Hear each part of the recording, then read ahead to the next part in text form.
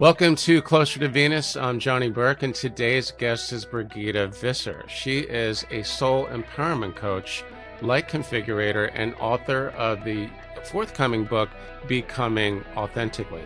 Today, we'll be talking about how she is a courier for those who wish to convey their messages across the veil. Brigitte, welcome to the show. Thanks, Johnny. Thanks for having me. So, courier for those who wish to convey their messages across the veil. I imagine that is a label for a channel. Is that correct? Yeah, that's correct. Okay. That's the first time I've heard someone use that description as a courier, as if you're carrying something. Yeah, I'm like a bike messenger. Okay. And I say that because I'm Dutch, and the Dutch love to ride their bikes. So that's why I say I'm a bike messenger or courier between the here and there. What is a light configurator? It's actually all in the wording. So a light configurator is, how do I put that? It's about configuring the darkness back to the light within. That's basically what it is. Does that have anything to do with the duality that we live in, light and dark? We live in such rapidly transformational times. It's almost like it's sped up in the last couple of months. Couple of months. Now, might that be due to current events, or is it more like something that's happening in the background? Oh, I don't keep up with the news. I don't have a TV. I don't keep up with all the illusion of the news. That's too much chaos for me. And as you know, I work with the Ascended Masters, and especially the Ascended Master Saint Germain. And as he always says, everything is an illusion, right? We see the heroes. The heroes are portrayed as the villains, and the villains are portrayed as the heroes in the media. So we live very much in this upside down world. But maybe the world is the right side up. Mm-hmm. You know, it's very much Alice in Wonderland. They always make reference to that. That's a very interesting point, and that makes me think of discussions we've had in the past on the show about life in between lives, that space where soul contracts and basically roles are accepted, assigned, and so on, where we come down here to often play roles. Yes. Is that okay? So that is pretty much on point. That is very much on point. Very, very interesting. Great stuff. So how did you find yourself on this path, learning the channel, being a light configurator, and also learning about Ascended Masters, which you just mentioned? I went through a lot of trauma in my life, and we've all gone through difficult experiences, except I did not remain a victim, so to speak. I was abused as a kid. I did starve myself. I was assaulted in the modeling industry. I lost my dad when I was 14, and that dented my self-confidence. And I lost my stepdad when I was 25, and then I had a short stint with drugs. I was in very dysfunctional relationships because I didn't heal myself until I started my healing journey in about 2009. I did research and I rolled into Reiki, and I think that really helped me. Question about trauma. I've been told several times that here on the show that if you're able to heal trauma, healing trauma for some people increases their psychic abilities. Yes. So that is true. Absolutely. Mm-hmm. And there's a very simple formula for that. It's really the more you get rid of the trauma and the more you heal, I always say the more you hug it out with yourself and you forgive yourself, and if you want others, and you return to that love of yourself, you lose the weight, right? You become far more enlightened because you just lose it, and it's almost like this negative energy dissipates. So it's very true. You become a lot clearer. Maybe there's a reason that some of us actually go through the trauma. Yes. And sometimes it's planned, as in pre-birth planning, which it's amazing. I've heard so many descriptions that are nearly identical, and it just boggles the mind because people think when they hear this, how could this horrible thing be planned? But apparently, I'm just going on what I've been told here, is that it's for the greater good of the soul group, you and or them, for everyone to learn. So since I just mentioned that, the soul group that is, you had mentioned Ascended Masters. I've heard about what that is. Can you tell us a little bit more about how you discovered them and how you learned to communicate with them? Wow, I've known about them, oh gosh, many, many, many years. And I used to read the angel cards, gosh, starting early 2000s. When I was 21 and I was living out in Germany, I did communicate with the Ascended Master Saint Germain. Mm-hmm. And he took me up to this mountain retreat. And I'm telling you, Johnny, it was full of amethyst crystal. I have no idea where it was, but it was everywhere. And it was so calming. You could just lie down and you could just sit there and absorb that energy. And that was the first time that I known of the Ascended Master Saint Germain. Then kind of life took over. And then when I learned to channel properly, this was in 2016, I attended a workshop on divine channeling. And Alania Starhawk, who was my mentor at the time, she did a meditation for the whole group. And I was just sitting somewhere outside the circle because I am like that. I like to sit on my own. And she counted to 3. I have no idea where I went. And when she counted back to 3, half an hour later, I was back in the room. Now, everyone had these amazing stories and visions. They saw the Ascended Masters, the Archangels, got messages, saw colors, everything. And I saw nada, nothing. I was really upset and nobody saw me cry because I was wiping the tears away really quickly. But Alania had, when she started, she did one exercise and she had a notepad and a pen and she sat down and she said to Spirit, I am ready to receive. And that's how she started channeling and just writing. So I took that on board and I went home and I did that exact same exercise. And I think because I was so exasperated, or also because of everything that had gone on in my life at that point in time, because I was trying to get away from a dysfunctional relationship, and I just started writing. Then I looked down and I was like, oh my gosh, because partially it was like in prose and Old English. Did you say Old English? Yes, Old English. Like OLDE English, like, yeah, 1800s, 1700s? There was like thy and thou and a lot of prose. And I was like, oh, and I was sitting there and I was just honestly crying tears of joy.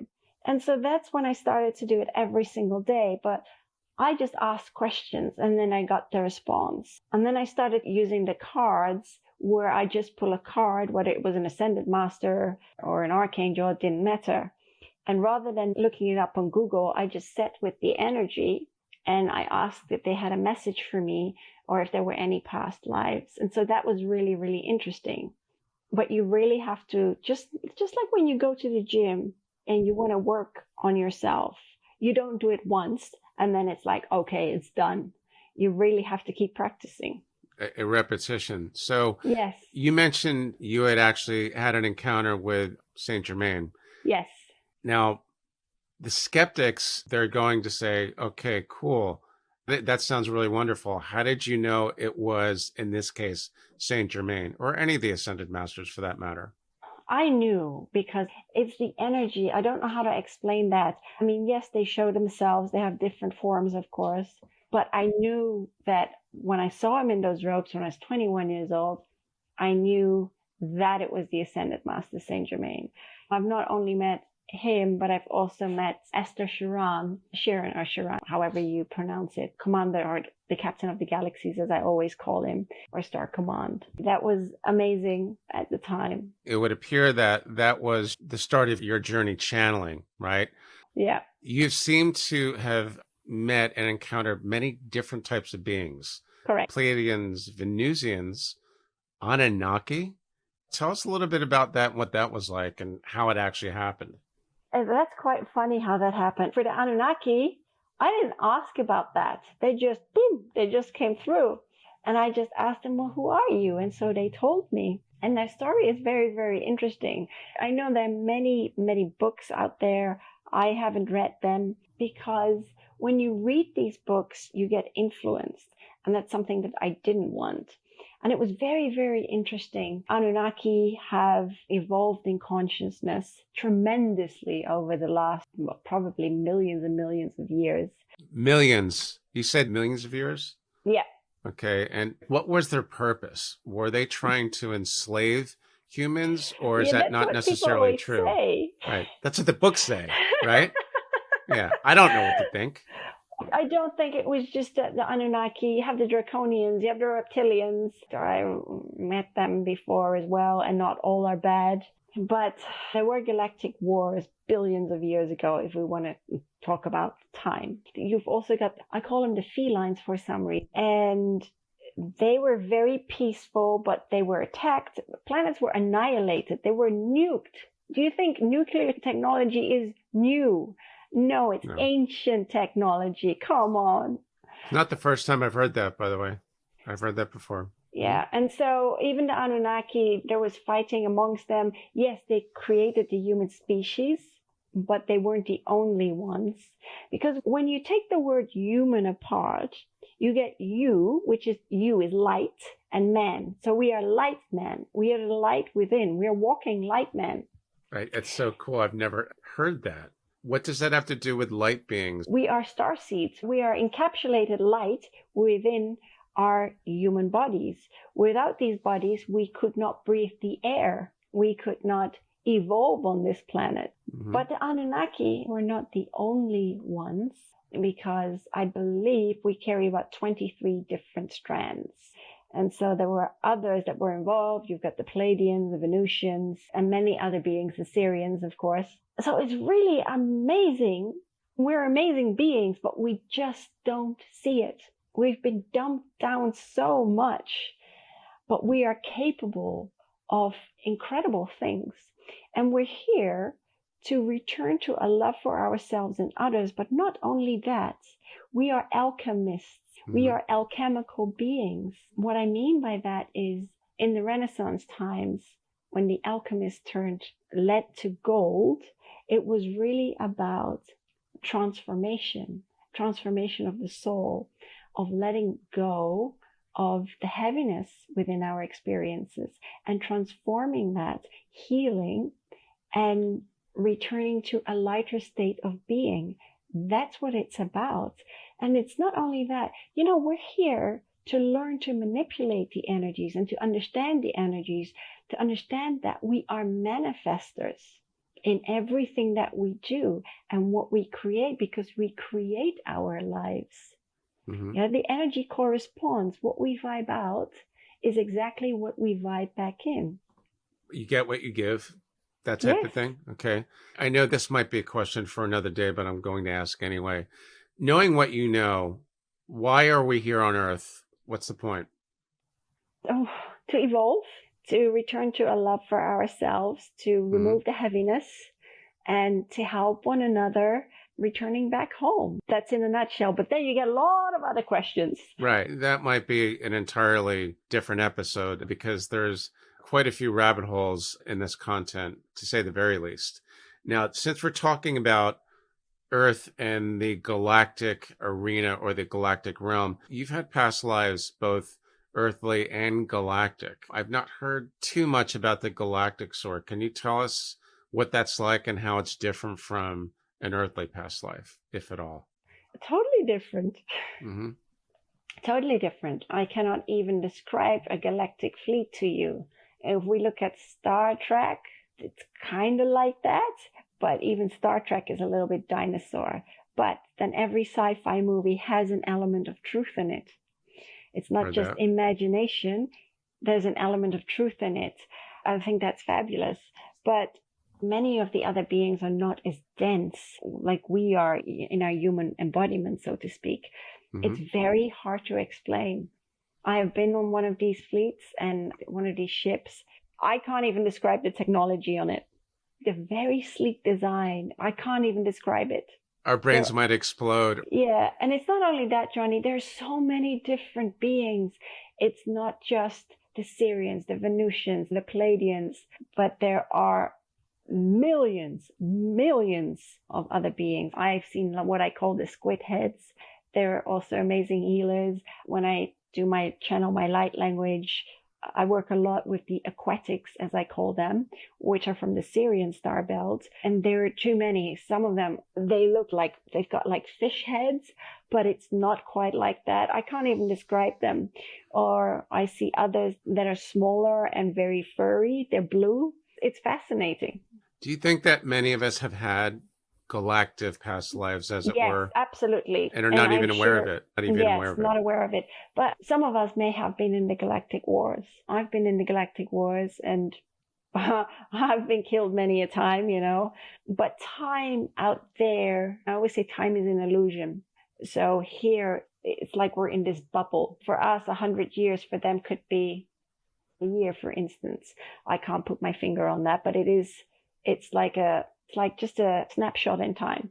I've heard time is an illusion. Yes. From quite a few people who've been on the show before, as if certain past lives or basically everything is happening all at once. So a past life, according to some speakers, the intuitives or mystics, is not really so much past, but it's like a parallel life. Do you find the same thing? Yeah, we are multidimensional beings. So we exist simultaneously. I try to wrap my head around it sometimes, and it's just like, yeah, but I exist in the now, here. Yeah, but you also exist on different planes, which is true. Okay. I understand it, but I'm like, yeah, but I'm still here. You've apparently had some experiences in your past lives that go back quite a ways. I'm always curious to know, what are some of the oldest memories you have in terms of past lives? Well, of course, the Galactics. Earthly past lives. The earthly, I've got to go back to the beginning of time. And that is, let me skip one of them. It's in my book, but I've lived in Atlantis. I've lived in Lemuria, but I remember Atlantis more. I've been an Aztec. I've lived my life as one of the royals in France. I've lived in the Middle Ages. I've just kept on going. But one of my aspects was Nimrod. And Nimrod was, as they said, the creator of the Tower of... It's not the Tower of Babel, is it? Yes, it is. It's so vastly misconstrued. And actually, he was a giant, very hairy, and he was a giant. Everything in history has been misinterpreted on purpose. And was he evil? No, he wasn't evil. Did he make mistakes? Of course he made mistakes. But he was a hybrid. And he was there to help humanity. And when we talk about the Tower of Babel, it's really about where the ego crept in and that separation crept in. And everything got lost in translation because people didn't live from the heart anymore. That is the difference. That's what it is about. There's nothing left of Babylon, just like there's nothing left of ancient Egypt. Nothing. Right. Okay. Going back to Atlantis for a moment. Dying to know this. So, first of all, you have no doubt that Atlantis existed because apparently you and probably many of us had past lives there.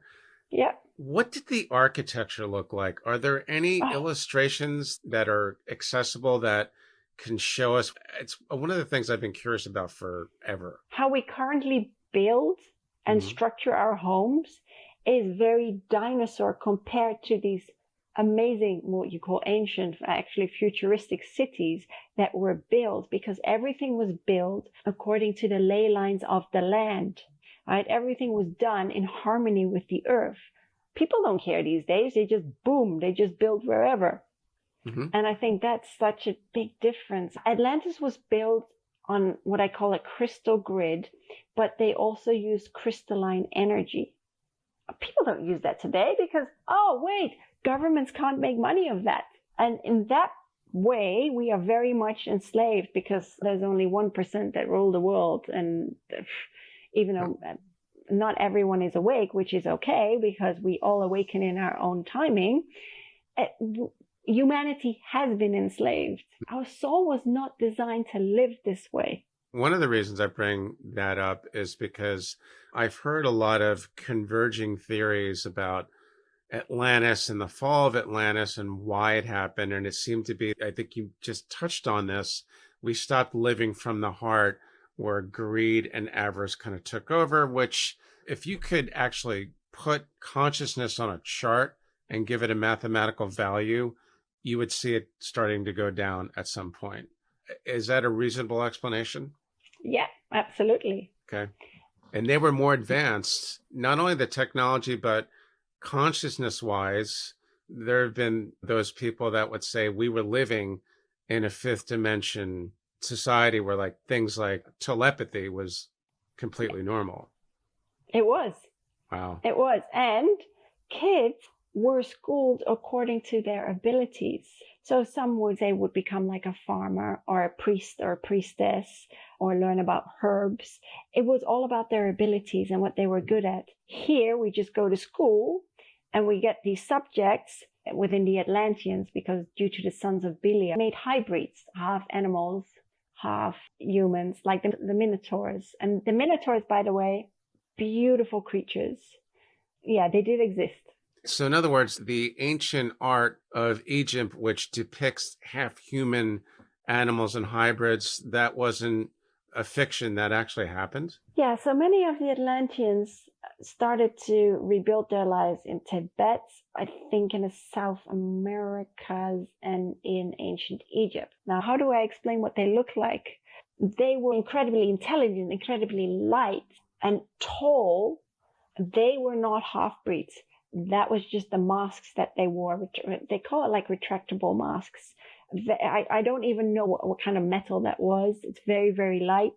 Mm-hmm. But underneath it, when you see them, they were kind of translucent. Like a light being almost. Yeah, absolutely. Just amazing. Because when they went to Egypt to rebuild society, what they found there were nomads. And that was very, very different.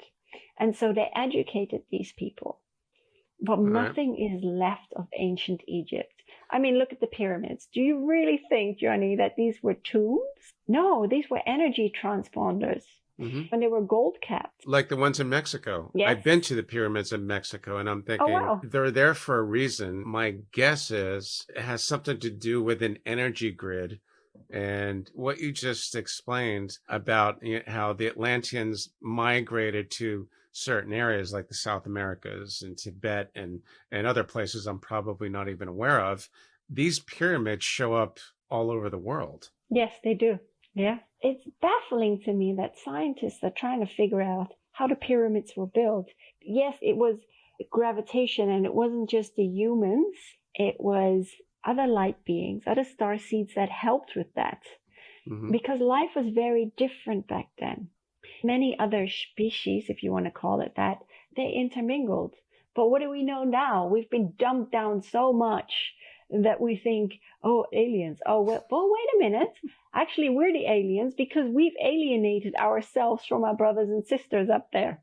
Good point. I remember one of my early interviews with a medium named Siri Burnson. She was affiliated with the Forever Family Foundation, and they were actually in the Netflix special Surviving Death. She had an experience with what she called a star being, because I had used the word alien, like many people do. And she said they don't like being called that because alien means apart, and they are not apart from us. And I'm hearing that more and more. In some, people waking up, you mentioned this at the very top of the episode where there's been a transformation accelerating. Is that part of ascension? Is that part of coming out of the Piscean age and moving to something different? Or what is it exactly? Yes, it has to do with that. It has to do with the planets, actually. And that's why everything's accelerating now. I think we came out of the Aquarian age, and isn't it Saturn in Pisces right now? I believe the progression, as far as I've been told, is coming out of the Piscean age and moving into the Aquarian age. I don't know whether that's already started or if it's going to be in the near future, or I have no idea. No, it has already started because it started earlier this year. Yes, it did. So it's Saturn, the planet of commitment and of discipline. That's that planet, yeah. And it's entered Pisces, and it did that in February of this year, and I think it will last till 2026. The other problem that we're having is that Neptune is involved, and Neptune kind of murkies the waters a little bit. because Neptune is the planet of doubt, confusion, deception, and that fogginess in the head. And that is actually a good thing because with this acceleration at the moment, it makes people think about things. Things are starting to resurface quicker, and you cannot suppress these emotions. You can't whack-a-mole these emotions back into its little pot, because somewhere this dis-ease within your body will come out. So heal it, because that is very, very important. If you want to improve your life, you have to deal with these emotions, with this trauma that is coming up and that's bubbling up to the surface. I think you explained that quite well, because I think there's always been a lot of confusion about why this transformation is happening now.